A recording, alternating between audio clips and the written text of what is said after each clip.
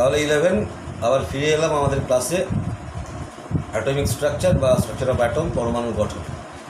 আমরা ছিলাম বোরের পরমাণুর মডেলে।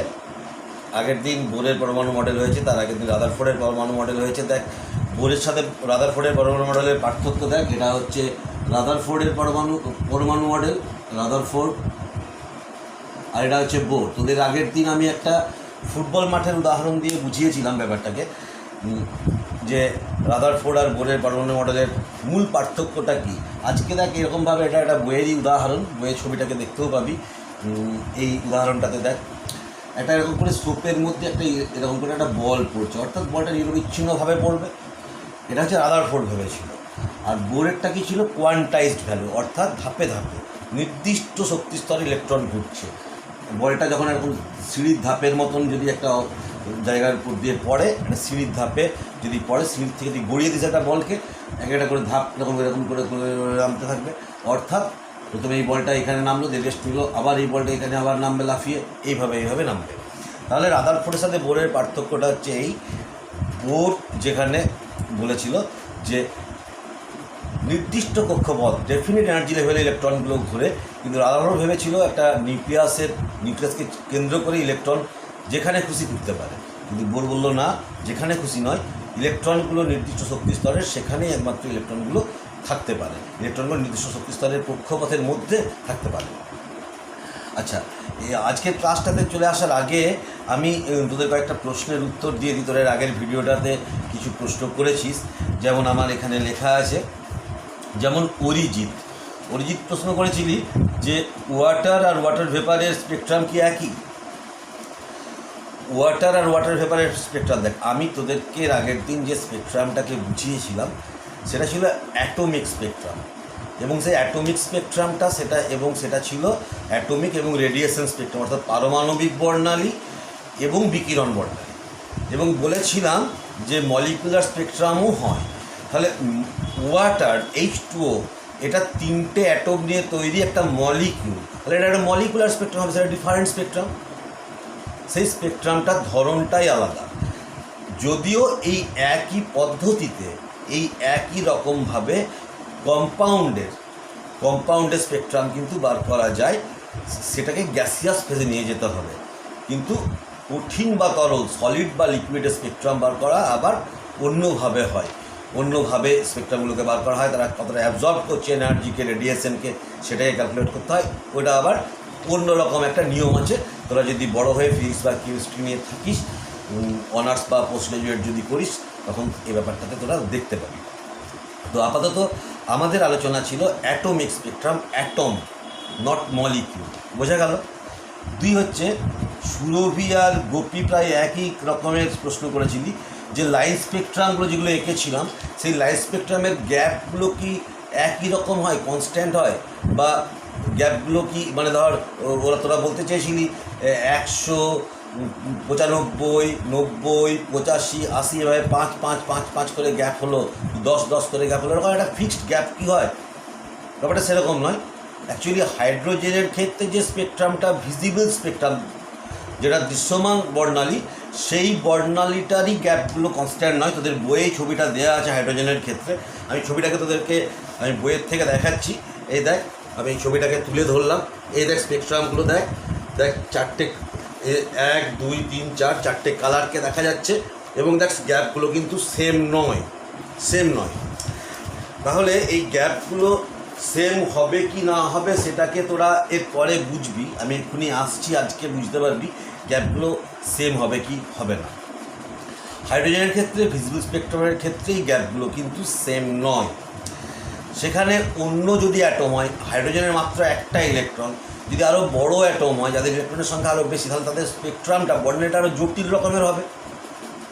কারণ একটা ইলেকট্রন একটা দূরত্বে চলে গেল তাপ দেবার পর, এবার সেটা ফিরে এলো, সেটা নির্দিষ্টভাবে একটা কোনো জায়গায় ফিরে আসবে। কিন্তু যদি ইলেকট্রনের সংখ্যা যদি অনেক হয়, তারা বিভিন্নভাবে শক্তি শোষণ করবে এবং বিভিন্নভাবে ফিরে আসবে, তাতে অনেক স্পেকট্রামটা আরও, বর্ণালীটা আরও জটিল বা কমপ্লিকেটেড হয়ে যাবে, বোঝা গেল। আচ্ছা, এবারে গোপী আরেকটা আলাদা কোশ্চেন করেছিলি, সেটা হচ্ছে, সেটা উত্তরটা প্রায় দিয়েই দিলাম এখানে, যে লাইন স্পেকট্রামটা কি ভিজিবল অ্যাকচুয়ালি যেটা ভিজিবল সেই স্পেকট্রামটা নিয়েই আমি আলোচনা করছি। অ্যাকচুয়ালি বিভিন্ন রকমের রিজিয়ন, অঞ্চলের মধ্যে স্পেকট্রামগুলো কালেক্ট করা হয়, সেটা আজকে আলোচনা করব। যদি আজকে টাইমের মধ্যে কুলে যায় আলোচনা করবো, সেটা পরের দিন আলোচনা হবে। তো এটাকে আমরা আপাতত জেনে রাখ, গোপীকে বলছি বিশেষ করে, যে আমরা ভিজিবল রিজিয়নের স্পেকট্রামগুলোর কথাই বলছি, যেটা দৃশ্যমান। আচ্ছা, সৌপ্তিক এখানে একটা প্রশ্ন করেছিলি যে প্রতিটা মৌলের বর্ণালী কি আলাদা? প্রতিটা মৌলের অ্যাটমের বিভিন্ন যদি অ্যাটম হয়, তাদের বর্ণালীগুলো অবশ্যই আলাদা হবে, কারণ তারা বিভিন্ন রকমের শক্তি শোষণ করবে এবং বিভিন্নভাবে বিকিরণ করবে। অতএব যেহেতু বিকিরণ বা রেডিয়েশনের অ্যামাউন্টটা আলাদা আলাদা হবে, তার স্পেকট্রামগুলো আলাদা আলাদা হবে, খুব স্বাভাবিক। এটাও আজকে ক্লিয়ার হবি। সৌম্যজিৎ একটা প্রশ্ন করেছিলি, সৌম্যজিৎকে উত্তর আমি দিয়েছি, প্রত্যেককেই উত্তর দিয়েছি আমি সাইটে, মুখেও বলে দিচ্ছি যে স্পেকট্রোস্কোপের গ্যাসকে প্রথমে গরম করে কি ঠান্ডা করা হয়। এটা একটা প্রশ্ন ছিল যে হ্যাঁ, স্পেকট্রোস্কোপের ক্ষেত্রে যে অ্যাটমিক স্পেকট্রাম যেটাকে যেভাবে আমি তাদের বুঝিয়েছিলাম, সেখানে প্রথমে গরম করতে হয়, তারপরে ঠান্ডা করতে হয়। আচ্ছা, কোনো গ্রহ থেকে বর্ণালী রেখা বর্ণালী না পটি বর্ণালী? অবশ্যই রেখা বর্ণালী। হাইড্রোজেন হচ্ছে সবথেকে ছোটো মৌল, তার যদি রেখা বর্ণালী পাওয়া যায়, আরও যদি বড় বড় মৌল থাকে, যে মৌলগুলো ইলেকট্রনের সংখ্যা একের বেশি, তাদের ক্ষেত্রে রেখা বর্ণালী তো পাবি, এবং সেই রেখাগুলো আরেকটু জটিল রকমের হবে, খুব কাছাকাছি ক্লোজার হবে, কোনোটার মধ্যে গ্যাপ বিভিন্ন রকম হবে, ইত্যাদি ইত্যাদি। তাহলে অবশ্যই রেখা বর্ণালীই পাবি। আচ্ছা সৌম্যজিৎ, তাহলে আজকের আমরা ক্লাসটাতে আমি চলে আসবো। সেই ক্লাসটা হচ্ছে এইটাকে মুছে দিলাম, এটাকে মুছে দিলাম। এটা তোদের আগের দিনের ক্লাসটার কন্টিনিউয়েশন পার্টটাকে বলেছিলাম। এবারে আজকেরটাকে আমি মুছে দিচ্ছি, আজকেরটাকে শুরু করছি, আগের দিনেরটাকে মুছে দিই। তো দেখ, আগের দিন আমরা বোরের পরমাণু মডেলের মধ্যে ছিলাম। আচ্ছা, এরপরে আরেকটা আছে কথা, যে এর আগের দিন আমি ভিডিওতে উল্লেখ করেছিলাম যে বোরকে জার্মান সায়েন্টিস্ট হিসেবে, কিন্তু অ্যাকচুয়ালি না, বোর জার্মান সায়েন্টিস্ট ছিল না। ওটা আমি আজকে একটা গল্প বলবো তোদের, এটা সম্পর্কে খুব মজার ইন্টারেস্টিং গল্প। সেই গল্পটার একটা ব্যাকগ্রাউন্ড তৈরি করার জন্য বলতে গিয়ে ওটা আমি জার্মান সায়েন্টিস্ট বলে দিই। অ্যাকচুয়ালি বোর ছিল ডেনমার্কের লোক, তো সেই সময়তে জার্মান হিটলার কিন্তু ডেনমার্ককে দখল করেছিল, এবং সেই জন্য ওদেরকে সব বোরকে দেশ ছাড়া হতে হয়েছিল, আমেরিকাতে চলে যেতে হয়েছিল। এটার জন্য এই ব্যাপারটাকে বলতে গিয়ে এটাকে আমি ওদের জার্মান সায়েন্টিস্ট বলেছিলাম। তো যাই হোক, এটা জার্মান সায়েন্টিস্ট ছিল না, একদম খুব পরিষ্কার জার্মান সায়েন্টিস্ট ছিল না, ডেনমার্কের ডেনিশ সায়েন্টিস্ট ছিল নিলস বোর। বেশ, আজকের আলোচনা শুরু করি। আজকের আলোচনার দেখ কথাটা হচ্ছে কি, আজকে যেটা আলোচনা করব সেটা হচ্ছে determination of energy of an electron. একটা ইলেকট্রনের শক্তি নির্ণয়, ইলেকট্রনের শক্তিটাই কীভাবে নির্ণয় করবি। বোরের কক্ষপথে ধরা যাক, এরকম করে একটা বোরের কক্ষপথ আছে, সেই বোরের কক্ষপথে একটা ইলেকট্রন, দেখ ইলেকট্রনের ছবি আঁকা আছে, ঘুরছে। এই ইলেকট্রনটা যখন বৃত্তাকার কক্ষপথে এরকম করে নিউক্লিয়াস প্লাস চার্জ তাকে কেন্দ্র করে ঘুরছে, তখন কী হচ্ছে, এই সার্কুলার মোশন বা বৃত্তাকার গতির জন্য একটা সেন্ট্রিপিটাল ফোর্স বা অপকেন্দ্রিক বল কাজ করবে। তো অপকেন্দ্রিক বল সেটাকে অপকেন্দ্রিক বল এই সবসময়তেই এই বৃত্তাকার কক্ষপথটা স্পর্শক বরাবর, এবং তার লম্ব উপাংশ যেটা, সেইভাবেই বলটা ক্রিয়াশীল থাকে। এটা 90 ডিগ্রি অ্যাঙ্গেলে এরকম করে লম্ব উপাংশটা থাকে, সেটা হচ্ছে বাইরে টেনে নেবার অপকেন্দ্রিক বল। এবং যেটা অভিকেন্দ্রিক বল হচ্ছে নিউক্লিয়াসটাকে টানছে electrostatic force of attraction.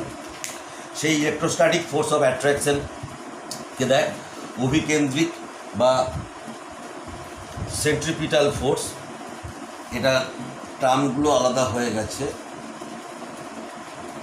Centripetal ফোর্সের বাংলাটা হচ্ছে অভিকেন্দ্রিক। বাংলাগুলোকে একটু লিখবি তোরা, বাংলা মিডিয়াম বিশেষ করে। অভিকেন্দ্রিক, আর এটা হচ্ছে অপকেন্দ্রিক।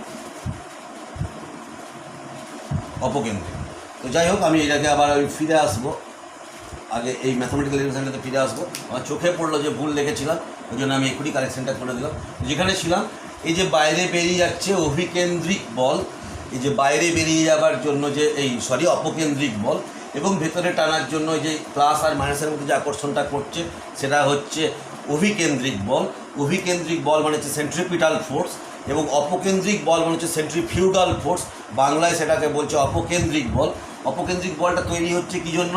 এই যে ইলেকট্রনটা বৃত্তাকার কক্ষপথে এরকম করে ঘুরছে বলে এই ব্যাসার্ধ বা রেডিয়াসের স্পর্শক বরাবর, এই যে স্পর্শক দেখতে পাচ্ছি, স্পর্শক দেখেছি তার লম্ব উপাংশ 90 ডিগ্রি অ্যাঙ্গেলের যে ভেক্টরটা, সেটার সেই ভেক্টরটা ধরে কিন্তু অপকেন্দ্রিক বলটা কিন্তু সেন্ট্রিফিউগাল ফোর্সটা কিন্তু ক্রিয়াশীল থাকছে, এবং প্লাস এবং মাইনাসের মধ্যে যেটা ইলেকট্রোস্ট্যাটিক ফোর্স অফ অ্যাট্রাকশন, তড়িতাকর্ষণ বল, সেটাই অভিকেন্দ্রিক বল বা সেন্ট্রিপিটাল ফোর্স তৈরি করছে।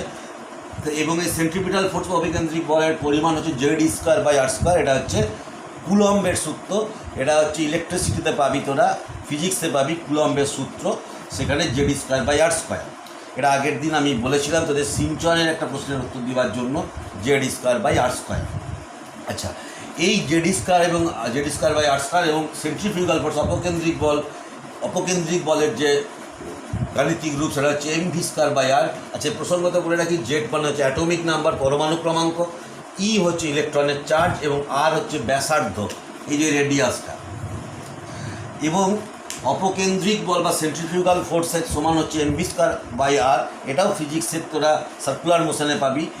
m হচ্ছে ভর, মাস, v হচ্ছে ভেলোসিটি বা বেগ, গতিবেগ, r হচ্ছে রেডিয়াস, ব্যাসার্ধ, ইলেকট্রনটা যে কক্ষপথটায় ঘুরছে সেই অরবিট বা কক্ষপথের ব্যাসার্ধ mv²/r।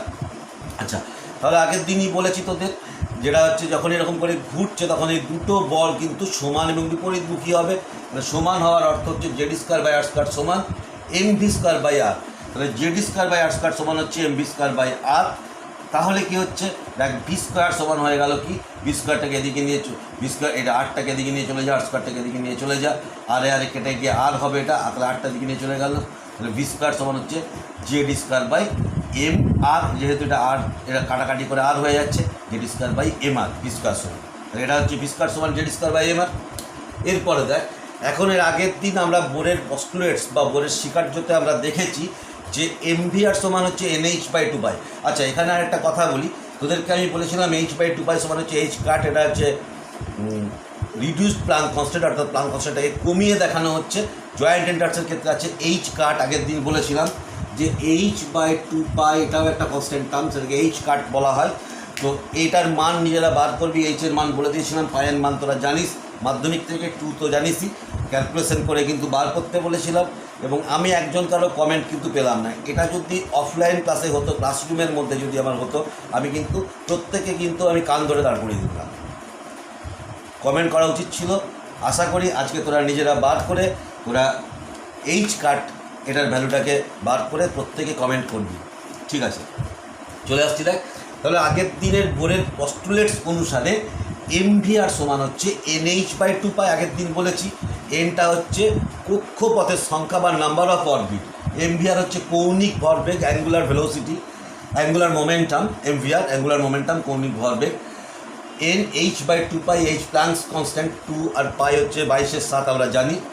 তাহলে v এর ভ্যালুটা কী বেরোলো, nh/2πmr। তাহলে v²টা করে দে, এটাকে পুরো স্কোয়ার করে দে, n² h², 2টা 4 হয়ে যাবে, 4π² m²r² হয়ে গেল। তাহলে এটা গেল, তাহলে v² ভ্যালু আমরা পেয়ে গেলাম। এখন দেখ, Z² সমান হচ্ছে na²/4π² mr²। তাহলে Z²/mr সমান হচ্ছে n²h²। দেখ এখানে দেখ, v² সমান হচ্ছে Z²/mr, এটা এই ইকুয়েশনটাকে লক্ষ্য কর আর এই ইকুয়েশনটাকে লক্ষ্য কর, তাহলে দুটো সমান হয়ে গেছে। v², এটা সমান এটা, সেটাকে লিখেছি জাস্ট, আর নতুন কিছু নয় কিন্তু। তাহলে আচ্ছা, এই ভি এর এই ইকুয়েশনটাকে কিন্তু তোরা ভালো করে খাতায় তুলে রাখবি, আমাদের অঙ্কের জন্য কাজে লাগবে, 1 নম্বর সমীকরণ যেটা। আচ্ছা, এবারে চলে আসছি দেখ, এটা তাহলে এটা হলো, তাহলে আর এর ভ্যালু এখানে কী বেরোলো, আর এটা এখানে আছে আর, তাহলে আর এখানে আর চলে আসছে, 8টার দিকে চলে যাচ্ছে, এটার সাথে এটার গুণ, এটার সঙ্গে আর এদিকে চলে গেলো, এই পুরোটা নিচে নেমে গেল। তাহলে আর সমান হচ্ছে n²/4π² mz², যেখানে n হচ্ছে কক্ষপথের সংখ্যা, নাম্বার অফ অরবিট, h হচ্ছে Planck's constant, 4π m mass of the electron, ইলেকট্রনের মাস, যেটা হচ্ছে অ্যাটমিক নাম্বার বা পরমাণু ক্রমাঙ্ক, এবং ই হচ্ছে ইলেকট্রনের চার্জ, যেটা তোদেরকে মুখস্থ করতে বলেছিলাম, আর হচ্ছে রেডিয়াস। তাহলে ইলেকট্রনের গতিবেগের ইকুয়েশন বেরিয়ে গেল, ইলেকট্রনের রেডিয়াসের ইলেকট্রনটা যে কক্ষপথে ঘুরছে সেই কক্ষপথটার যে রেডিয়াস, সেই রেডিয়াসটা বা ব্যাসার্ধটার ইকুয়েশন বেরিয়ে গেল। এটাও অঙ্কের জন্য ভীষণ কাজে লাগবে, অঙ্কের জন্য করবি। আচ্ছা, এরপরে দেখ আবার তাহলে ভি সমান হচ্ছে NH/2πmr। ভি সমান হচ্ছে দেখ এই যে ভি সমান হচ্ছে NH/2πmr, তাহলে NH/2πm ইন্টু 1/r করে দিয়েছি এটার থেকে 1 নম্বর সমীকরণ থেকে। এবারে 1/r অর্থাৎ আরটাকে 1/r মানে আর 1/r সমান কী হবে, এটা উপরে এটা নিচে চলে যাবে, এটা লবে এটা হরে চলে আসবে, নিউমারেটর ডিনোমিনেটর চেঞ্জ হয়ে যাবে। এটাকে উল্টে দিয়েছি এবং উল্টে দেওয়ার পরে দেখ ভি সমান হচ্ছে 2πz²/nh, এটা 3 নম্বর ভি এর সমীকরণ। এটাও ভীষণ ইম্পর্টেন্ট, এই 3টে সমীকরণকে খুব ভালো করে করবি, এটা অঙ্কের জন্য কিন্তু কাজে লাগবে। তাহলে এখান থেকে আর দুটো জিনিসকে এখানে আমি তোদের বলে দিই। দেখ তাহলে ভি এর এই সমীকরণে ভি এর দুটো সমীকরণই করে রাখবি। তাহলে একটা ধর নিউক্লিয়াস ঘুরছে আর বিভিন্ন কক্ষপথ, এই যে বিভিন্ন কক্ষপথ, এটা কে, এটা এল, এটা এম, এটা এন, তারপরে আরও কক্ষপথ ধর ও, আরও কক্ষপথ আছে পি ইত্যাদি। এখন এই কক্ষপথটার সাথে এই কক্ষপথটার সাথে এই কক্ষপথটার রেডিয়াস বা ব্যাসার্ধের কেমন সম্পর্কটা হবে লক্ষ্য কর। তাহলে আর এর ক্ষেত্রে দেখ এইচটা কনস্ট্যান্ট, পাই কনস্ট্যান্ট, এম কনস্ট্যান্ট, একটা ইলেকট্রনের এম কনস্ট্যান্ট, জেড একটা অ্যাটম যদি নিস ধর হাইড্রোজেন কি হিলিয়াম কি লিথিয়াম, তার জেডটা হাইড্রোজেনের ক্ষেত্রে 1, হিলিয়ামের ক্ষেত্রে 2, লিথিয়ামের ক্ষেত্রে 3। তাহলে যদি লিথিয়াম অ্যাটমেরই দুটো রেডিয়াস, দুটো ব্যাসার্ধ, দুটো অরবিটের রেডিয়াসকে যদি আমি হিসেব করি, বা হাইড্রোজেনেরই দুটো রেডিয়াসকে, দুটো অরবিটের দুটো কক্ষপথের দুটো রেডিয়াসকে যদি আমরা হিসেব করি, মানে হাইড্রোজেনের তার প্রথম কক্ষপথ, দ্বিতীয় কক্ষপথ, তৃতীয় কক্ষপথ, তাহলে চতুর্থ পঞ্চম করে আছে। আমি 2 আর 5-এর মধ্যে যদি তুলনা করি, orbit number 2 and orbit number 5-এর মধ্যে যদি আমি একটা তুলনা করি, যদি একটা এদের মধ্যে যদি আমি একটা কম্প্যারিজন করি, তখন আমরা কি পাবো, এবং ইলেকট্রন এটাও কনস্ট্যান্ট। তাহলে আলটিমেটলি যেটা দাঁড়াচ্ছে দেখ আর ভ্যারিজেস এন স্কোয়ার, আর ভ্যারিজেস এন স্কোয়ার, বাকিগুলো কনস্ট্যান্ট। তাহলে আমরা বলতে পারি R1/R2 সমান হচ্ছে N1, এটাকে 2 রোমান 2 বললাম, N1² জাস্ট তোকে যদি বলা হয় যে 2 নম্বর আর 5 নম্বর কক্ষপথের মধ্যে অনুপাতটা কত, তাহলে 2 নম্বর N1 সমান 2, মানে 2 2 4, 5 নম্বর মানে 25, 4-এর 25 হবে ব্যাসার্ধের অনুপাত 4/25। এইভাবে বার করতে পারবি। যদি একটার যদি ব্যাসার্ধটা বলে দেয়, 2 নম্বর কক্ষপথের ব্যাসার্ধটা বলে দেয়, 6 নম্বরেরটা বার করতে দেয়, সহজেই ইকুয়েশন থেকে বার করতে পারবি। এটা গেল। আচ্ছা, এটা হচ্ছে আর এনের মধ্যে রিলেশনশিপ। আর হচ্ছে ভেলোসিটির ক্ষেত্রেও দেখ, ভেলোসিটির ক্ষেত্রেও দেখাচ্ছি। দেখ এখানে ভেলোসিটির ক্ষেত্রে দেখিয়ে দিচ্ছি। তাহলে ভেলোসিটির ক্ষেত্রে রিলেশনটা কী হচ্ছে, ভি ভ্যারিজেস 1/m, ব্যস্তানুপাতিক, ইনভার্সলি প্রপোর্শনাল টু ভি এর সাথে এন এর। এটা ছিল ডাইরেক্টলি প্রপোর্শনাল টু n², আটটা, এটা ইনভার্সলি ভি, নিচে এন আছে, তাহলে উপর, কারণ পাইটা হচ্ছে কনস্ট্যান্ট, জেড কনস্ট্যান্ট, ই কনস্ট্যান্ট, এইচ কনস্ট্যান্ট। কেন কনস্ট্যান্ট, এইচের নামটাই কনস্ট্যান্ট, প্লাঙ্ক কনস্ট্যান্ট। পাই আর 2 তো কনস্ট্যান্টই, পাই সমান 22/7। একটা অ্যাটমের ক্ষেত্রে জেড কনস্ট্যান্ট, এইমাত্র বললাম। আর ইলেকট্রন, পৃথিবীর ইউনিভার্সের সমস্ত ইলেকট্রনের চার্জ সেম, তাহলে এটাও কনস্ট্যান্ট। তাহলে ভি এর সঙ্গে হচ্ছে ভি ভ্যারিজেস 1/n, তাহলে V1/V2 সমান হচ্ছে N2/N1। এটাও তোরা ব্লক করে রাখবি। তাহলে V1/V2 সমান হচ্ছে N2/N1। এটাও কিন্তু আমাদের পরীক্ষাতে অঙ্কের জন্য ভীষণ কাজে লাগবে। তাহলে দ্বিতীয় কক্ষপথ আর প্রথম কক্ষপথের মধ্যে গতিবেগের অনুপাতটা কী হবে, দ্বিতীয় আর প্রথমে হবে 1:2, তাই তো। দ্বিতীয়র সঙ্গে প্রথম, এটা 1 নম্বর, এটা 2 নম্বর কক্ষপথ ধর, তাহলে 2:1 হচ্ছে 1:2 সমান হচ্ছে 2:1, তাহলে 2:1 সমান 1:2 হবে, এরকম। তাহলে এটা কিন্তু, এগুলো কিন্তু দেখতে হবে, এগুলো অঙ্কের জন্য আমাদের ভীষণ কাজে লাগবে। যে এখানে তোরা কেউ যদি অফলাইনে ক্লাস হতো, তাহলে তোরা কেউ না কেউ এই প্রশ্নটা তুলতিস। তোদের এখন দেখ আমি বলার পর অনেকের হয়তো মাথায় আসবে প্রশ্নটা। সেটা হচ্ছে কি যে স্যার এই যে ভি এর আপনি এই সমীকরণটা থেকে বার করলেন, এটা থেকে কেন বার করলেন না, এটা তো V directly proportional to N, এখান থেকে তাহলে ভি এর সঙ্গে এন এর সম্পর্ক হবে। কিন্তু দেখ এই ইকুয়েশনটা কেন নিতে পারছি না, কারণ আটটা কিন্তু কনস্ট্যান্ট না। একটা অ্যাটমের বিভিন্ন কক্ষপথে আট বিভিন্ন, দুটো ভ্যারিয়েবল রয়ে গেছে আর এন, সেই জন্য আমরা কিন্তু নিতে পারছি না। এটা কক্ষপথের ব্যাসার্ধ আর রেডিয়াস, এটা হচ্ছে কক্ষপথের সংখ্যা, এই দুটোই ভ্যারিয়েবল। সেই জন্য অত কনস্ট্যান্ট আমরা আনতে পারছি না, তাহলে অতএব এই ইকুয়েশনটাকে নিতে পারছি না এখানে। যেহেতু ডান দিকে রাইট হ্যান্ড সাইডে একটাই মাত্র ভ্যারিয়েবল, তাহলে তাই ওই সমীকরণটাকে 3 নম্বর সমীকরণটাকে কাজে লাগাচ্ছি v1 = v2 বার করার ক্ষেত্রে। বোঝা গেল? এরপর আমরা বোরের যে অরবিটগুলো আছে তার এনার্জি ক্যালকুলেশনে যাবো। মূল যে আলোচনা, আমরা কিন্তু এনার্জি ক্যালকুলেশনের মধ্যেই আছি, মূল আলোচনাটাতে আমরা চলে যাব। সেই আলোচনায় যাবার আগে আমি এই বোর্ডটা একটু মুছে দিই।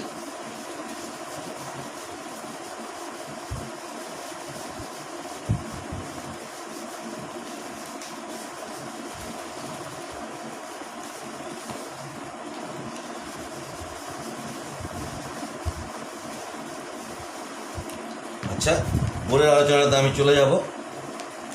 তাহলে দেখ, এই যে একটা বিভিন্ন কক্ষপথগুলোকে আমি বলছি কে, এল, এম, এন, ও ইত্যাদি, কারণ একটা পার্টিকুলার কক্ষপথ অরবিট, এই যে কক্ষপথ, এই অরবিটটার বেলায় ধর আমি তার এই একটা ইলেকট্রন এরকম করে ঘুরছে, সেই ইলেকট্রনটার আমি এনার্জি বার করতে চাইছি।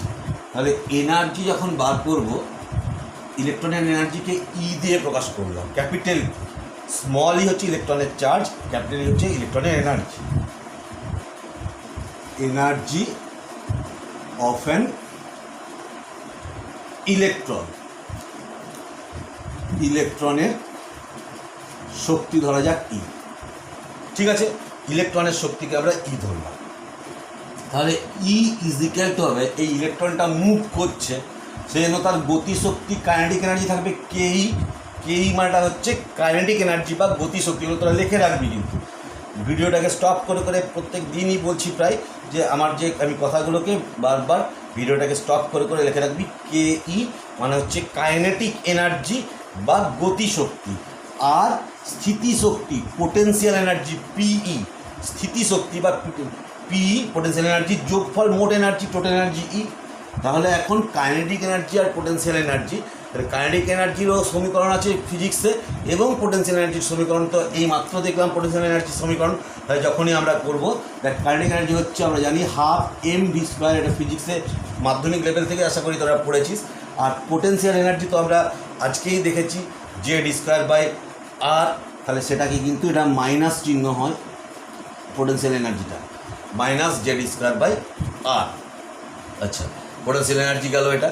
তাহলে তাই যদি হয় 1/2 mv², এবার v² সমীকরণ আমরা জানি, v² সমান আমরা কী করেছি আগেই এই বোর্ড ওয়ার্কটাতে ছিল, যেটাকে মুছে দিলাম, তোদের খাতায় নিশ্চয়ই তুলে নিয়েছিস, z²/mr। এটা 1/2 m v² মানে হচ্ছে z²/mr মাইনাস z²/r সমান হচ্ছে এম এ কেটে গেল, তাহলে 1/2 z²/r মাইনাস, অর্থাৎ মাইনাস z²/r হলো, और ই সমান হচ্ছে -1/2 z²/r। এবারে আরটা দেখ 1/r, তাহলে আর এর সমীকরণটাকে আরটাকে ফেলে দেবো, আরটাকে ফেলে দিলে কি হচ্ছে -1/2 z² ইন্টু, তাহলে আর সমান কি হচ্ছে 4π² mz², যেটা এই মাত্র লিখেছিলাম তোদের n²a²। অ্যাকচুয়ালি আর মানে 1/r, তো তাহলে আর এর ইকুয়েশনটাকে উল্টে দিলাম, জাস্ট n²a²/4π² mz² ছিল, সেটাকে উল্টে দিয়েছি, এটা হলো। তাহলে সমান কাটাকাটি করে যেটা হবে, 2 দেখ কেটে 2 হয়ে গেল, -2π²। আচ্ছা, এটাকে যদি দেখতে না পাস, বুঝতে পারছি না আমি ভিডিওটাতে, সেটা হচ্ছে এখানে লিখি, তাহলে ই সমান হচ্ছে -2π²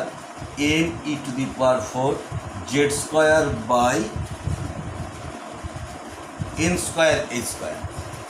ই সমান হচ্ছে এটা হলো, তাহলে এখান থেকে। এখন ফর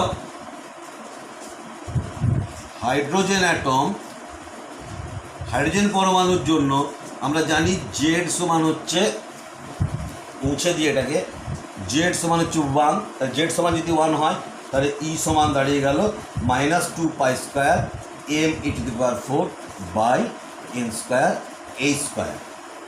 আচ্ছা, এই জায়গায় জয়েন্টের জন্য একটা কথা বলে রাখি, পরে এগুলো আবার বিভিন্ন জায়গাতে সবটা যখন একসঙ্গে হবে তখন তোরা পরিষ্কার বুঝতে পারবি। এটা উচ্চ মাধ্যমিকের জন্য এটা এই ইকুয়েশনটা তোরা খুব ভালো করে মনে রাখবি। এই ইকুয়েশনটা কিন্তু মনে রাখতে হবে হাইড্রোজেন অ্যাটমের ক্ষেত্রে এটাকে, যেহেতু হাইড্রোজেনের ক্ষেত্রে পরমাণু ক্রমাঙ্ক 1। জয়েন্টের জন্য এখানে একটু কথা বলা আছে আমার, সেই জায়গাটাকে একটু বলে দিই। এটা হচ্ছে ফর যেই জয়েন্টের জন্য বলে রাখি। দেখ অ্যাকচুয়ালি দেখ ই সমান দাঁড়ালো কি -2 pi square m e to the power 4 z square by n square a square. তো ঘটনা হচ্ছে কি, যখন এটা হাইড্রোজেন পরমাণুটার ক্ষেত্রে ইকুয়েশনটা কিন্তু অ্যাপ্লিকেবল। তুই যখন যদি যেখানে মাল্টি ইলেকট্রনিক সিস্টেম অর্থাৎ হিলিয়াম, লিথিয়াম, বেরিলিয়াম, অক্সিজেন, নাইট্রোজেনের ক্ষেত্রে ইকুয়েশনটা যদি ফেলতে চাস, জেডের মানটা ধর অক্সিজেনের ক্ষেত্রে 8 লিখে বাকি সবগুলোকে দিলি, এনার্জির মানটা কিন্তু অবজার্ভ ফ্যাক্ট আর এক্সপেরিমেন্টাল ফ্যাক্টের সঙ্গে কিন্তু এক্সপেরিমেন্টাল ফ্যাক্টের সাথে কিন্তু থিওরিটিক্যাল ফ্যাক্ট কিন্তু মিলবে না। মানে তুই অঙ্ক কষে থিওরিটিক্যাল ফ্যাক্ট মানে কি, এনের মান তুই জানিস, তুই যে কোনো একটা কক্ষপথ ব্যবহার করলি, সেই কক্ষপথের প্রথম কক্ষপথ n = 1 করলি, h এর মান জানিস, পায়ের মান জানিস, 2 এর মান জানিস, ইলেকট্রনের ভর জানিস, ইলেকট্রনের চার্জ জানিস, জেড ধর অক্সিজেন পরমাণু করে দিই। অক্সিজেন পরমাণুর প্রথম কক্ষপথটার যে এনার্জি সেটাকে বাদ করতে যাচ্ছিস, এটাকে 8 ধরবি। তাহলে এটা একদম তুই থিওরিটিক্যালি এখনই তুই ক্যালকুলেটর ফিট করে এর মান বাদ করতে পারিস অক্সিজেনের। কিন্তু অক্সিজেন পরমাণুর প্রথম কক্ষপথের যে এনার্জিটা এক্সপেরিমেন্টালি বেরোয়, এটা থিওরিটিক্যালি বেরোলো। বাড়িতে বসে বসে তুই অক্সিজেন পরমাণুকেও দরকার নেই, কোনো স্পেকট্রোস্কোপ দরকার নেই, অন্য কোনো যন্ত্রপাতি দরকার নেই, তোর এমনিতেই বেরিয়ে যাচ্ছে। কিন্তু যদি ল্যাবরেটরিতে গিয়ে তুই বিভিন্ন রকমের যন্ত্রপাতি, স্পেকট্রোস্কোপ, অক্সিজেন গ্যাস নিয়ে যদি কাজটা করে তুই যেভাবে বার করতে পারবি, সেটাকে বলা হয় এক্সপেরিমেন্টাল ডাটা। সেই এক্সপেরিমেন্টাল ডাটার সাথে এই থিওরিটিক্যাল ডাটা যেটা তুই ঘরে বসে বসে করছিস, সেটা কিন্তু মিলবে না অক্সিজেনের ক্ষেত্রে। শুধু অক্সিজেন নয়, কোনো মাল্টি ইলেকট্রনিক সিস্টেম বা বহু ইলেকট্রনীয় মাধ্যম যেমন হিলিয়াম, যেমন লিথিয়াম, এদের ক্ষেত্রে কিন্তু মিলবে না। মিলবে শুধু মোনো ইলেকট্রনিক সিস্টেমের ক্ষেত্রে অ্যাপ্লিকেবল। তাহলে এটা লিখে রাখি, for mono electronic system. Mono electronic মানে যার ইলেকট্রনের সংখ্যা 1, যেমন এক্সাম্পল এটাও লিখে রাখি, hydrogen, helium plus ion, lithium 2+ ion, etc, এদের ক্ষেত্রে অ্যাপ্লিকেবল। কারণ এদের প্রত্যেকের একটা করে ইলেকট্রন, হিলিয়ামের 2টো ইলেকট্রন, হিলিয়াম প্লাস আয়নের একটা ইলেকট্রন বার করে তবেই তুই হিলিয়াম প্লাস করেছিস। লিথিয়ামের 3টে ইলেকট্রন, কিন্তু লিথিয়াম 2+ মানে 2টো ইলেকট্রন বার করেছিস, লিথিয়াম 2+এর ইলেকট্রন সংখ্যা 1। কিন্তু ফর পলি ইলেকট্রনিক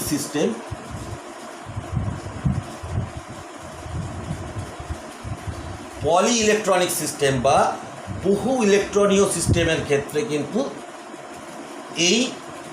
এই যে নিয়মটা, যেটাকে এই যে ইকুয়েশনটাকে বোর্ডের সমীকরণে যে বোর্ডের যে নিয়ম অনুসারে যে সমীকরণটাকে আমরা পাই, যে ইকুয়েশনটাকে আমরা পাই, সেই ইকুয়েশনের দ্বারা কিন্তু পলি ইলেকট্রনিক সিস্টেমের এনার্জি ক্যালকুলেশন করা যায় না, এনার্জির মান কিন্তু বার করা যায় না। এই যে এনার্জির মান বার করা যাচ্ছে না, এটাকে রেকটিফাই করে আধুনিক বিজ্ঞানীরা আরেকটা অন্য সমীকরণকে, কাছাকাছি সমীকরণ, সেই সমীকরণটাকে কিন্তু এনেছে। সেই সমীকরণটাকে দেখ, এই যে সমীকরণটা, তাহলে কি হচ্ছে, এই সমীকরণটা কিন্তু এই ইলেকট্রনের যে এনার্জি সমীকরণ বোর্ডের কনসেপ্ট থেকে তোরা পেলি, সেখানে এক ইলেকট্রন সিস্টেমের ক্ষেত্রে অ্যাপ্লিকেবল হচ্ছে, যেটা পলি ইলেকট্রনিক সিস্টেম তার ক্ষেত্রে কিন্তু অ্যাপ্লিকেবল হচ্ছে না। এটাকে তাহলে পলি ইলেকট্রনিক সিস্টেমের ক্ষেত্রে যে ইকুয়েশনটাকে পাই, সেই ইকুয়েশনটা কি, সেটাকে বলছি দেখ। ই সমান হচ্ছে -2 pi square m e to the power 4 z minus sigma তার হোল স্কোয়ার, এটা sigma by n square a square. এই যে এটা হচ্ছে সিগমার চিহ্ন, এটা সিগমা আলফা বিটা গামার মতন, এটাও একটা ল্যাটিন অ্যালফাবেট। এটা হচ্ছে তোর সিগমা, তাহলে হচ্ছে সিগমা, এটা হচ্ছে গ্রিক ল্যাটিন অ্যালফাবেটের মধ্যে আলফা থেকে ওমেগা পর্যন্ত একদম 26টাই বর্ণ আছে ওদের বর্ণমালাতে। তাহলে সেখানেও এ থেকে জেডের যেমন 26টা, ওদেরও আলফা থেকে ওমেগা পর্যন্ত। সিগমা সেরকমই তার একটা অ্যালফাবেট, একটা বর্ণ মাত্র। তো এই সিগমাটাকে বলা হচ্ছে কি,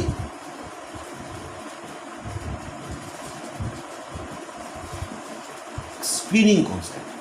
বাংলায় বলছে এটাকে বাংলায় বলছে, আশা করি তোরা দেখতে পাচ্ছিস, আবরণী প্রভাব, আবরণী প্রভাব সিগমা। বাংলায় বলে দিচ্ছি, যদি না দেখতে পাচ্ছি আমি ভিডিওটা ওইদিকে গেলে ছবিটা খারাপ আসবে, সময়টা নষ্ট হবে। বলে দিচ্ছি, সিগমা স্ক্রিনিং কনস্ট্যান্ট এর বাংলা হচ্ছে আবরণী ধ্রুবক। প্রভাব লিখে ফেলেছিলাম, আবরণী ধ্রুবক, আবরণী ধ্রুবক স্ক্রিনিং কনস্ট্যান্ট সিগমা। তাহলে জেড মাইনাস সিগমাটা কি, এর ফর্মুলাটা তোরা লিখে রাখবি। জেড মাইনাস সিগমাটা হচ্ছে কি, জেড মাইনাস সিগমাটা হচ্ছে কি, জেড ই এফ এফ। এটাও জয়েন্টের জন্য আমি তোদের করাবো, জেড তোদের এটা বইয়ের মধ্যে পাবি না। জেড ই এফ এফ স্ক্যাটার স্কুল করাবো, পরে করাবো, এই চ্যাপ্টারের শেষে দিয়ে করাবো। জেড ই এফ এফ, তো জেড ই এফ এফ মানে হচ্ছে এফেক্টিভ নিউক্লিয়ার চার্জ, বা জেড ই এফ এফ সমান হচ্ছে বাংলায় কার্যকরী পরমাণু ক্রমাঙ্ক, এফেক্টিভ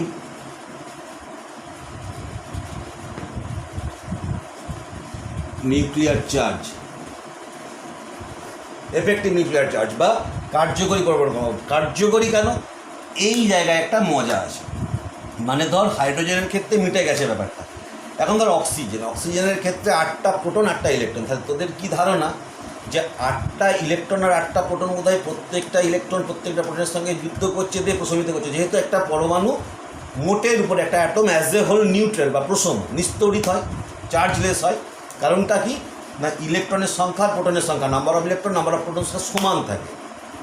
এখন তাহলে স্বাভাবিকভাবে এই ধারণাটা মাথার মধ্যে ঢুকে যাবারই কথা যে অক্সিজেনের 8টা প্রোটন আর 8টা ইলেকট্রন, তাহলে প্রত্যেকটা ইলেকট্রন প্রত্যেকটা প্রোটন কিন্তু প্রশমিত করেছে। ব্যাপারটা কিন্তু এরকম নয়।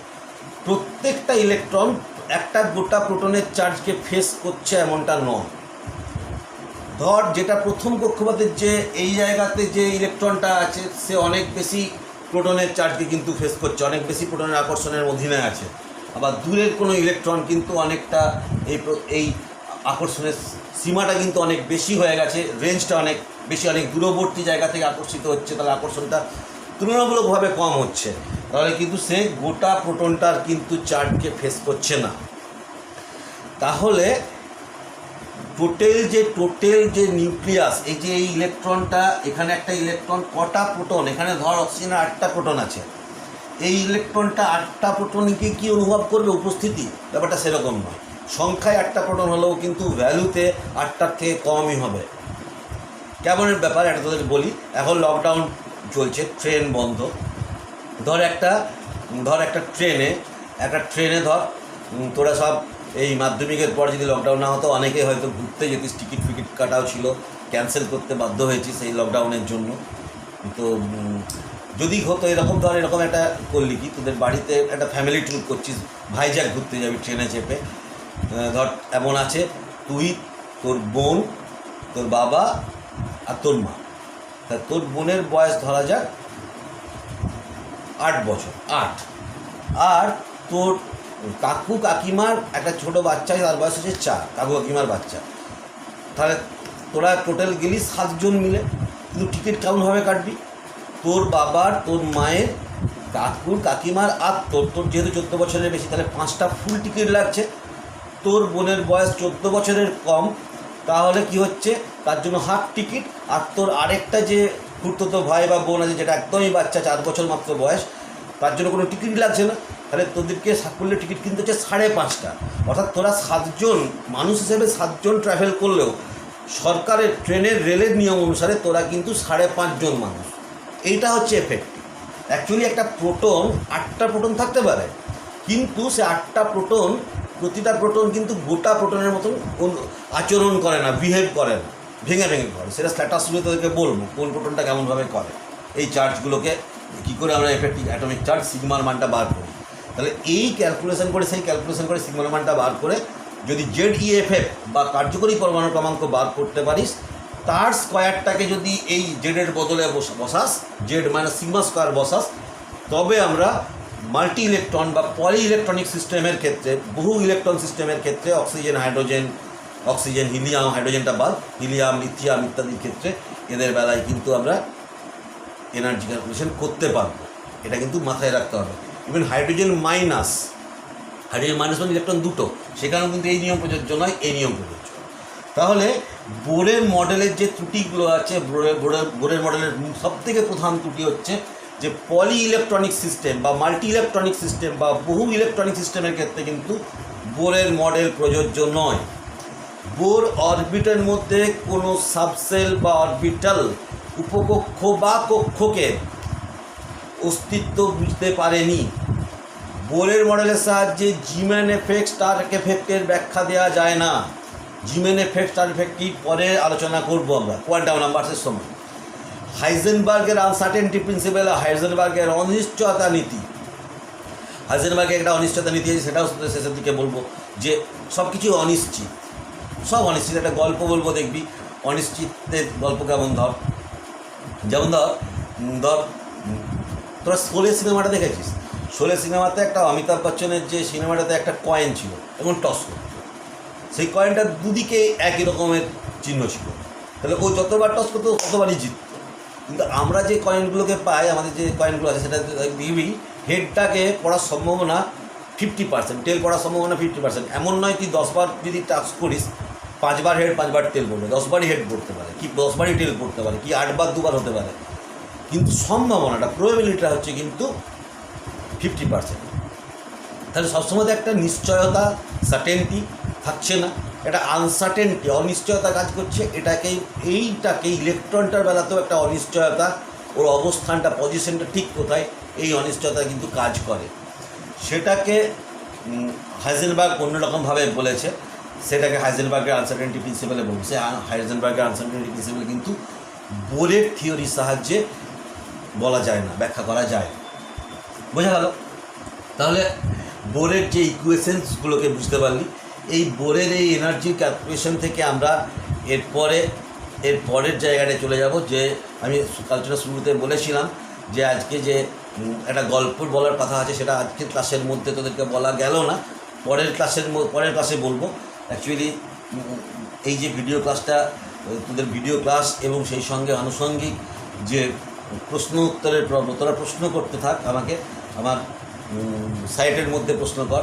সাইটের মধ্যে প্রশ্ন করাটাই বেটার, কারণ সেখানে শুধু কেমিস্ট্রির ওই টপিকটার উপরে আলোচনা হচ্ছে, তাহলে সবাই সেই আলোচনাটা দেখতেও পাচ্ছে। এবং আমি বলবো যে মাত্র 4 জন 5 জন 7 জন 8 জনের শুধু আমি ভালো প্রশ্ন পাচ্ছি, যে তোরা কোনো অন্তত ভাবছিস ব্যাপারটাকে নিয়ে।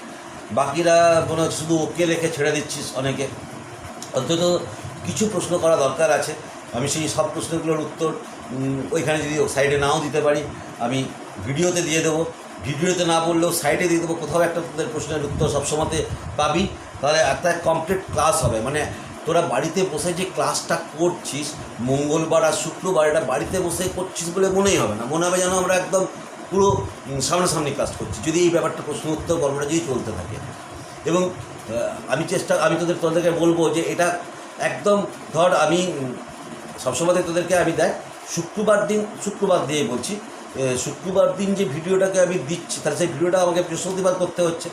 তাহলে বৃহস্পতিবার যদি আমাকে ভিডিওটা করতে হয়, তাহলে আমি সমস্যাটা হচ্ছে কি, ওই ভিডিওটার মধ্যে তোদের যে প্রশ্নগুলোর উত্তর যদি কেউ বৃহস্পতিবার রাত্রেবেলায় প্রশ্নটার উত্তর করিস, তাহলে সেই উত্তরটা আমি দিতে পারছি না, তাই না? যদিও কমেন্ট সেকশনটা খোলা থাকছে, কমেন্ট করতেই পারবো, তোরা পরেও যদি প্রশ্নটা করিস পরেও উত্তরটা দেওয়া যাবে।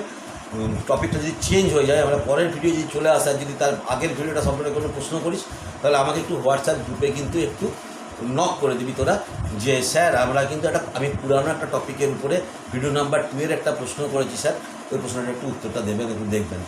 আমার হয়তো পেছনের ভিডিওগুলোর ক্ষেত্রে আমার হয়তো চোখ পড়বে না অতটা, এই সবে 3-4-5টা ক্লাস হচ্ছে, যখন আরও ক্লাস যখন এগিয়ে যাবে তখন তো আরোই চোখে পড়বে না। এইসব ক্ষেত্রে কিন্তু তোরা একটু আমাকে বলে দিস, তাহলে সুবিধা হবে। ঠিক আছে? তাহলে আজকের মতো এখানে আমি শেষ করছি, পরের দিন আবার শুরু করব। কোথার থেকে শুরু করব? বোরের এই যে এনার্জিটার থেকে, এই স্পেকট্রামগুলো বলছিলাম, স্পেকট্রামটা আলোচনাটা আজকে হলো না, টাইমে হলো না, তাহলে স্পেকট্রামের আলোচনাগুলোর থেকে শুরু করব এবং বোরের সমীকরণটাকে বলবো, এটা এনার্জির সমীকরণ। বোর এখান থেকে এনার্জি ক্যালকুলেশন করলো, সেখান থেকে রিডবার্গের ইকুয়েশন কী করে পেলাম, সেখান থেকে তাদের সেই মজার গল্পটা, যেটাকে গল্পটা বলার আজ কথা ছিল, সেই গল্পটাকে বলবো। এবং শুরুতেই বলবো, এটা নিশ্চিন্তে থাক, পরের দিন অবশ্যই বলবো, শুরুতেই বলবো। এবং সেই সঙ্গে আমরা স্পেকট্রামের ব্যাপারটা, গ্যাপগুলো কম হয় না বেশি হয়, কেন কম হয় কেন বেশি হয়, এ সম্পর্কে খুব স্পষ্ট ধারণা পেয়ে যাব। স্পেকট্রামটা ভিজিবল কেন হয়, ভিজিবল হলে কি হয় না হয়, এ সম্পর্কে খুব স্পষ্ট ধারণা আমরা পাবো। তাহলে আজকে এখানেই শেষ করছি, পরের দিন আবার তোদের দেখা হবে। Bye, tata.